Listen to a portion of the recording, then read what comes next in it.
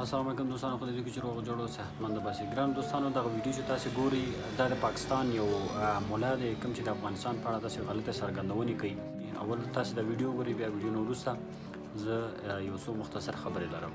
بره راتاو شه ګاډي کې کېنه روان شه مخکې ورسه هله وله کسان در باندې راتاو شه پرېږده مړه ته د موبایل مجاهد یې ته په موبایل کې داسې کوې که ډېر شوق او جذبه دی راشه چې کشمیر او افغانستان ته دې بوځم چې تا ته زه جهاد وښیم.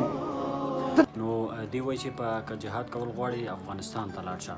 نو خپل پاکستان د دې د یاده وتله چې کم ناروا کارونه چې په پاکستان کې کېږي، ولاکه د دنیا په یو مملکت کې مغسې ناروا کارونه کېږي، نو د افغانستان غوندې دغسې یو پاک مملکت باندې دا دغسې یو تور لګوي چې یعنې ګواکې د دې په خبره چې دا وایي په افغانستان کې یعنې جهاد روا دی.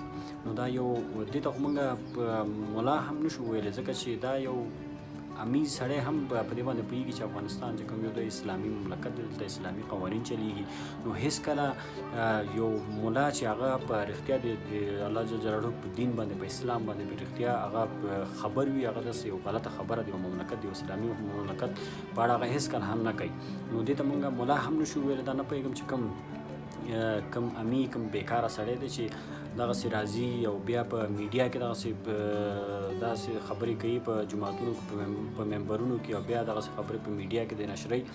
نو دا د افغانستان په اړه چې کوم د خلکو ایمیج بدلوي. دې مولا ته فقط زه یو دوه خبرې لرم. دوه خبرې دا چې اول دا د باید لاړ شي خپل دغه ممبر نه د ښکته شي، دا باید لاړ شي په پاکستان په ګوټ ګوټ کې د وګرځي، د پاکستان په ټولو ښارونو کې د وګرځي. نو دا ټول د پاکستان ښارونه دې وګوري، په خپلو سترګو باندې وګوري، او بیا راشي افغانستان ته راشي، افغانستان هم وګوري، او دواړه سره پرتله کړي. بیا دې ته پته لګېږي چې آیا په جهاد په پاکستان کې روا ده او که په افغانستان کې روا ده.